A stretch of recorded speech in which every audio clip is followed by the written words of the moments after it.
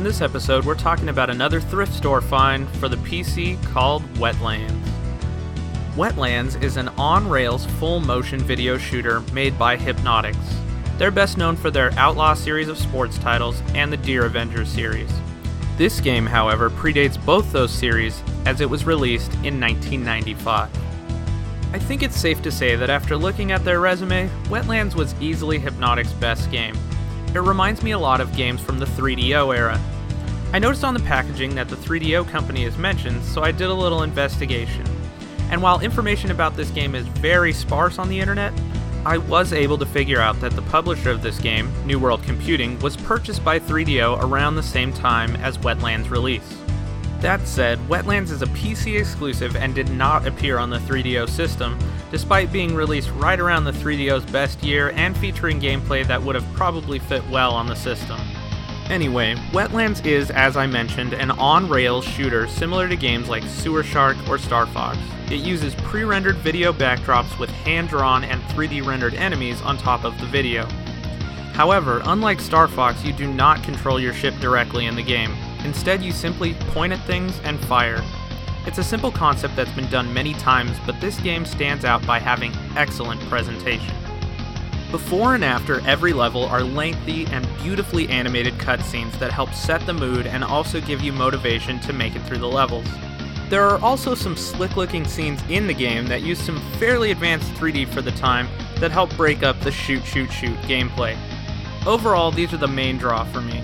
The shooting is fine using the mouse, and the levels are pretty good looking in general, but the gameplay itself is repetitive and would be really boring if it wasn't broken up so frequently by the excellent cinematics. Now, whether or not that's good enough for you to want to play this game is another question entirely. I think this is one of the few instances when I'd say that watching a playthrough of this game is as enjoyable or maybe more so than actually playing it. It's not that the game's bad, it's just that the game's about 50% gameplay and 50% cinematics, and honestly, there's a good reason for that. The gameplay without the cinematics would be boring in about 10 minutes. Watching someone blow through the gameplay and then allow you to enjoy the animations seems like it might be preferable to trial and erroring your way through some of the tougher stages. And speaking of tough stages, somewhere around the third part of the third stage is a section that is ridiculous and unplayable with the mouse. Rather than its usual first-person perspective, the game tries some top-down action with disastrous results. I must have spent over an hour trying to beat this section that should honestly take no more than a minute to complete, but the controls are so awful in this part that I nearly gave up on the game entirely because of it. In fact, if I wasn't reviewing this game, I'm sure I would have stopped there. Eventually, I was forced to switch over to the joystick controls for this one section and was able to pass it after many tries, but just barely, and it was still a terrible mess even with the joystick. I appreciate the attempt at mixing things up, but if it's going to be that poorly executed, then they might as well just forget it. The rest of the in-flight controls are pretty simple, but work well. I never had a hard time determining what to shoot, and the game gives you excellent instructions before each mission, so you know exactly what to do. The story is also quite good for the time, and the Blade Runner meets Waterworld premise is an interesting one. The animation is strong, and the voice acting is also very good. The music, on the other hand, is repetitive. Most of the tracks are less than 20 seconds and just loop.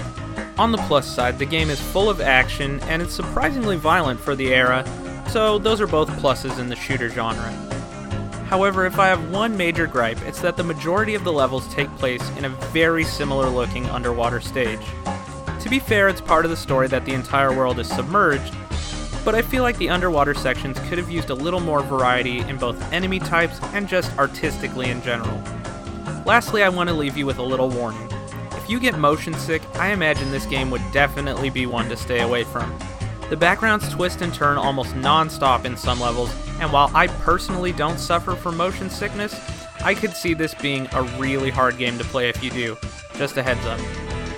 So, what's the final verdict? Well, it's strange. I enjoyed it, but I have an irrational love for games that remind me of the 3DO, and I'm aware of that. I'm also aware that this is not a common problem among gamers, and so I find it hard to recommend this game based solely on its gameplay. I would recommend it for the interesting animation and story, but I feel like you'd have a much easier and maybe more enjoyable time watching those parts on YouTube somewhere. It's an interesting experiment and a decent package overall, but unfortunately I don't feel the gameplay is robust enough to recommend to everyone.